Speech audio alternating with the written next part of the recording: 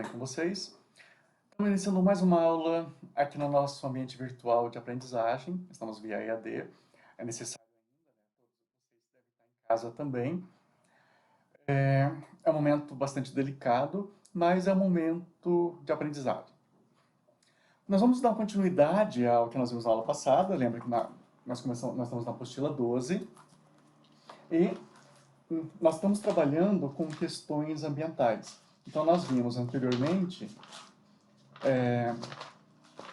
a poluição do ar. Lembra a questão toda do efeito estufa, camada de ozônio. Eles fizeram alguns exercícios. E agora, nós passamos para a poluição da água e do solo. E dentro dessa poluição da água e do solo, a gente vai falar um pouquinho sobre bioacumulação, questão de petróleo, desmatamento e até mesmo como devem ser descartados corretamente os resíduos.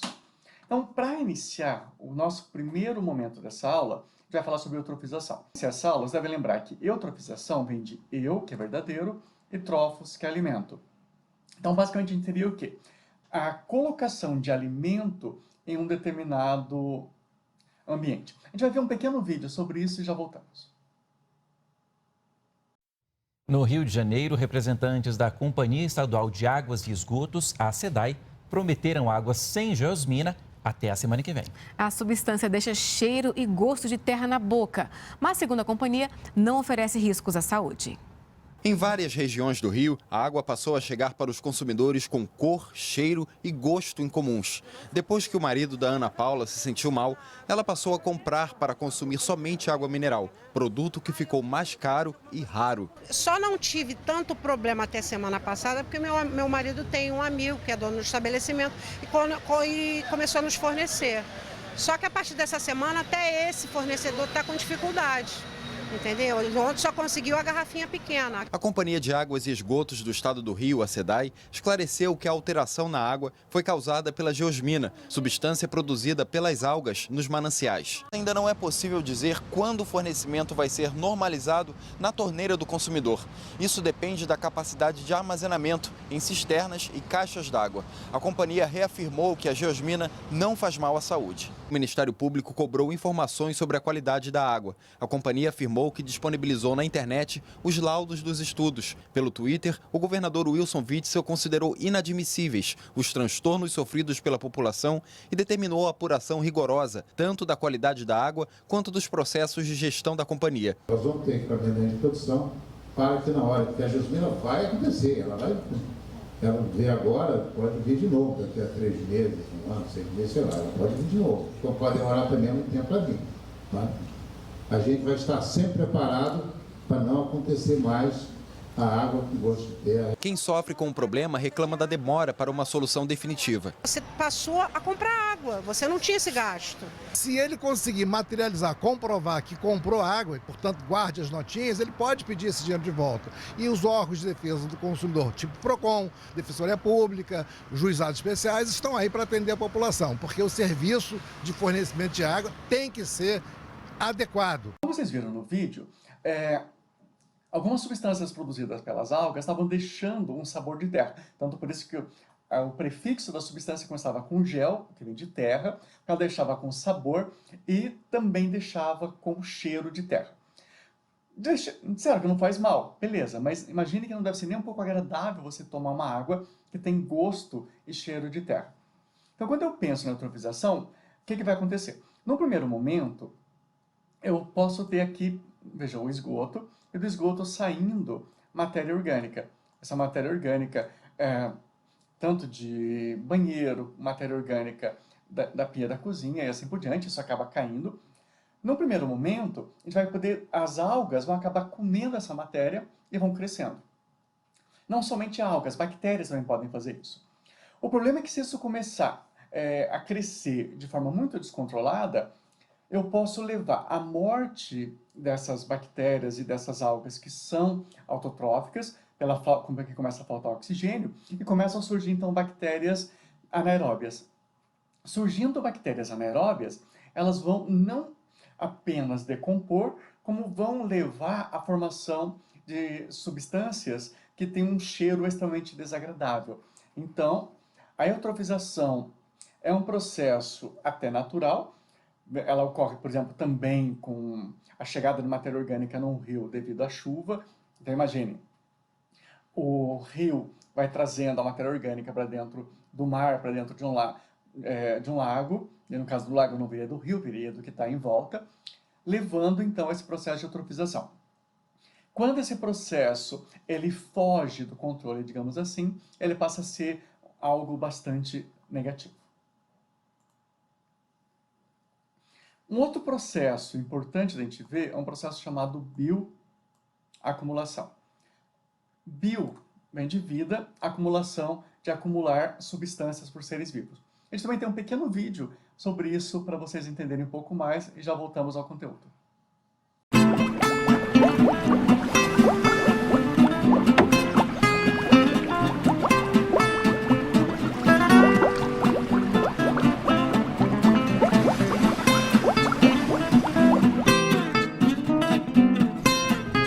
Você sabe o que é bioacumulação? A bioacumulação acontece quando o organismo absorve determinado composto, seja do meio biótico ou abiótico. Como essa absorção se dá numa taxa maior do que o organismo consegue eliminar, a substância se acumula em seu corpo, geralmente no tecido adiposo ou tecido ósseo, podendo ou não exceder a concentração da fonte. Essas substâncias são conhecidas como PBTs, ou seja, persistentes, bioacumulativas e tóxicas. Dentre elas estão os poluentes orgânicos persistentes e os metais pesados. Muitos provêm da atividade humana, como os organoclorados e organofosforados, utilizados como inseticidas, herbicidas e fungicidas. Diversos organismos podem absorver essas substâncias diretamente do ambiente, seja pela água, pela alimentação ou até mesmo pelo ar. Quando são predados, as substâncias passam para seu consumidor, que acaba concentrando ainda mais a substância. Essa crescente concentração ao longo dos níveis tróficos da teia alimentar chama-se biomagnificação. Para a substância poder ser biomagnificada, ela precisa ter uma meia-vida longa. Se um poluente tem meia-vida curta, ele será degradado antes de se tornar perigoso. Ser lipossolúvel. Se o poluente é solúvel em água, ele será excretado pelo organismo. Ser móvel. Caso contrário, ela ficará retida e é improvável que seja absorvido por algum organismo. Ou seja, o fato de um organismo comer outros já contaminados faz que, ao longo de sua vida, acumule ainda mais dessas substâncias.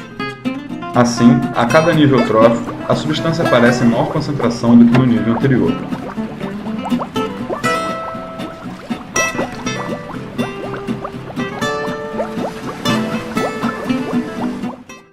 Vocês viram no vídeo? Existe um processo como da cadeia alimentar. Então você tem aqui um produtor, esse produtor está produzindo alimento e um consumidor vai se alimentar desse produtor. O problema é que esse produtor, além do alimento, ele está acumulando substâncias. Então, por exemplo, ele pode acumular um herbicida, um fungicida, um inseticida, substâncias como mercúrio, chumbo e assim por diante. Que são substâncias que não são interessantes. São metais pesados, são agrotóxicos. Então, quando essa substância se acumulou aqui dentro e o peixe comeu essa substância, vai acontecer o quê? A substância passa para o peixe agora. Se esse peixe foi comido por uma pessoa, essa substância passa para a pessoa. Ou seja, um ser vivo vai passando para o outro, vai passando para o outro. E eles então vão acumulando essa substância. Ou seja, entre o peixe e a pessoa, quem vai ter uma quantidade maior de mercúrio, por exemplo, seria o ser humano. Porque ele foi acumulando, porque o peixe é um único, mas a pessoa não vai comer um único peixe, ela vai comer peixe, sei lá, a vida inteira. Então, a cada peixe que ela comer, ela vai estar acumulando essa determinada substância. Um grande problema disso é que se ela vai acumulando, imagine que com o passar do tempo, isso pode, no caso da mulher, chegar no leite. Chegando no leite, lá nas glândulas mamárias, pode passar para o bebê, e o bebê, então, vai participar desse ciclo e vai acabar também acumulando essas determinadas substâncias em seu corpo. O que pode levar a problemas ao bebê, à mãe, no caso aqui, aos animais, às plantas e assim por diante.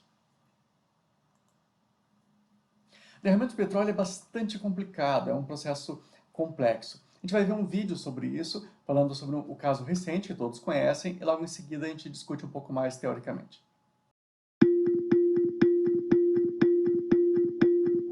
A contaminação das praias do Nordeste brasileiro por uma grande quantidade de petróleo não refinado não para de aumentar.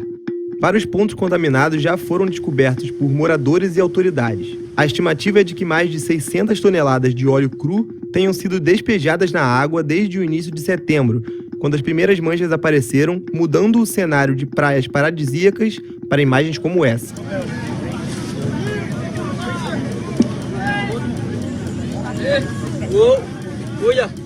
A origem do óleo continua incerta, mas o governo supõe que ele tenha escapado de um navio clandestino. Obviamente não temos bola de cristal para descobrirmos rapidamente quem foram os responsáveis por esse ato criminoso, mas as providências sempre tomamos. A quantidade de material identificada ainda é pequena se comparada ao potencial de uma dessas embarcações, que chegam a carregar 140 mil toneladas de petróleo em cada viagem. Depois de uma série de queimadas ilegais na Amazônia, o governo Bolsonaro se vê no meio de uma nova crise ambiental, já considerada o maior desastre em extensão envolvendo vazamento de petróleo na história do Brasil.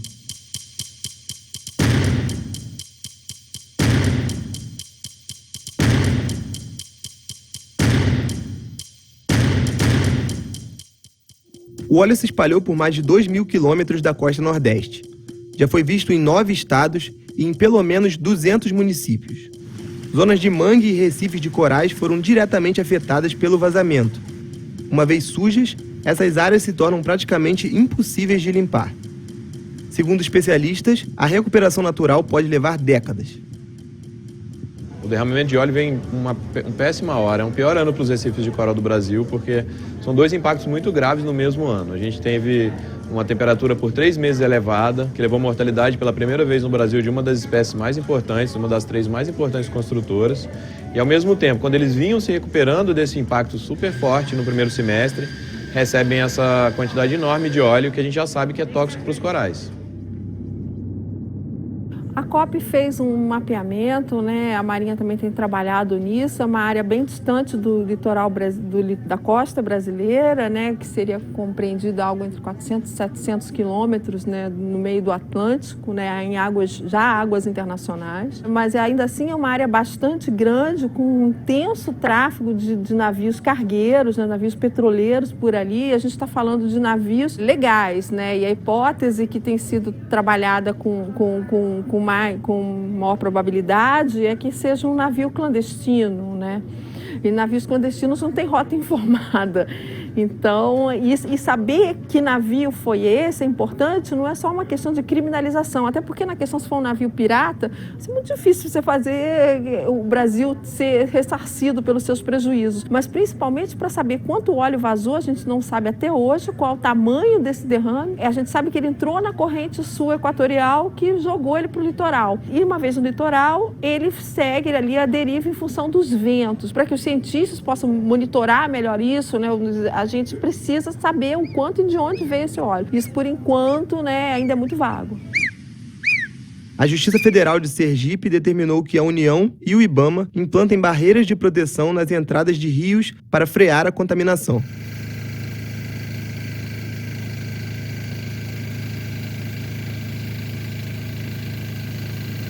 Estados e municípios criticaram a falta de apoio do governo federal no combate ao óleo, que ameaça o potencial turístico da região. Do outro lado, a União prometeu ressarcir as autoridades locais por ações de limpeza e monitoramento.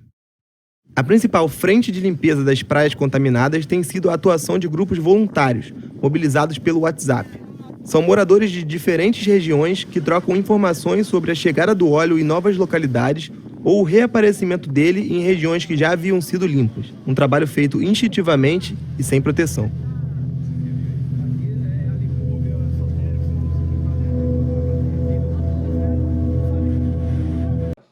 A gente teve um derramamento próximo, né? Estava até lá no vídeo que a gente acabou de ver.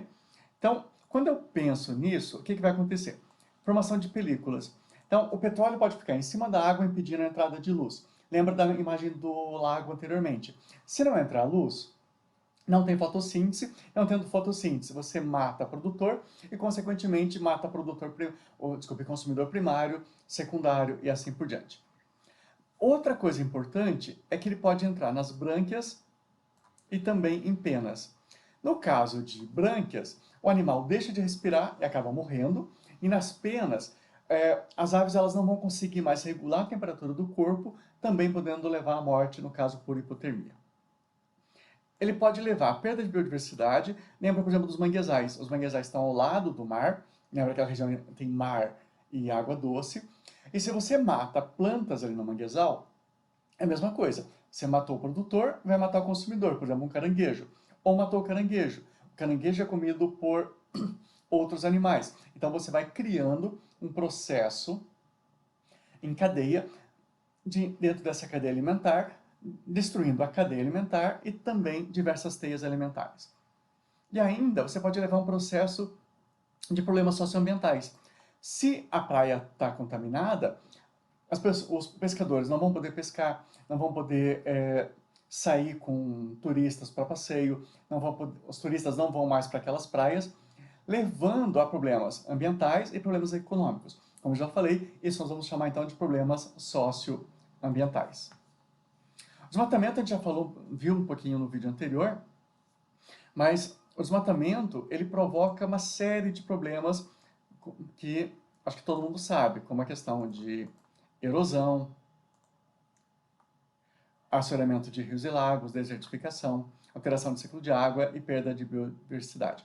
Como vocês viram no vídeo anterior, felizmente, se o homem ele começa a atuar frente a esse desmatamento, a gente pode reverter. Lembra das aulas anteriores que eu nunca vou reverter ao que era antigamente, porque aquilo que foi no passado eu nunca vou conseguir fazer com que volte totalmente. Mas eu posso, pelo menos, reduzir o impacto e posso, ao menos, fazer com que determinadas espécies retornem a uma determinada região. E se eu estou falando do impacto, lembra que vocês já fizeram análise do impacto de vocês com a pegada ecológica e, infelizmente, todos nós temos uma alta pegada.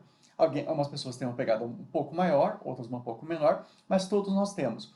Então, quando eu produzo lixo, que é algo que, infelizmente, inerente ao consumo humano, não tem como a gente viver sem produzir lixo, eu tenho que descartar esse lixo. Então, pense aqui eu tenho um terreno, ele poderia simplesmente ser jogado o lixo ali em cima. Mas, para fazer isso de uma forma correta, então o que eu vou ter que fazer? Eu vou ter que compactar esse solo e vou ter que impermeabilizar o solo. Porque se eu não compacto e não impermeabilizo o solo, o que vai acontecer? O chorume, que é o líquido produzido pela decomposição do lixo, vai entrar dentro do solo e vai contaminar o solo e, posteriormente, vai contaminar o lençol freático. Então, se eu faço esse processo de compactação e impermeabilização, eu posso criar métodos, para que o chorume ele seja drenado. Então, se o chorume ele vai sendo drenado, ele não vai mais entrar nesse processo todo, e eu posso, inclusive, utilizar esse chorume em outras atividades, como adubo em regiões de cultivo de vegetais. Observe também que, quando eu me preocupo com esse processo, então, olha, eu estou colocando solo e está colocando lixo.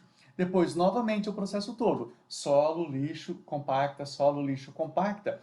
Porque se eu formar uma camada muito grande de lixo, sem a formação dessas camadas de solo também, eu vou ter um impacto do mesmo jeito. Então, eu preciso permitir com que os seres vivos, que estão ali, micro-organismos, fungos e tudo mais, decomponham o material que está nessa região.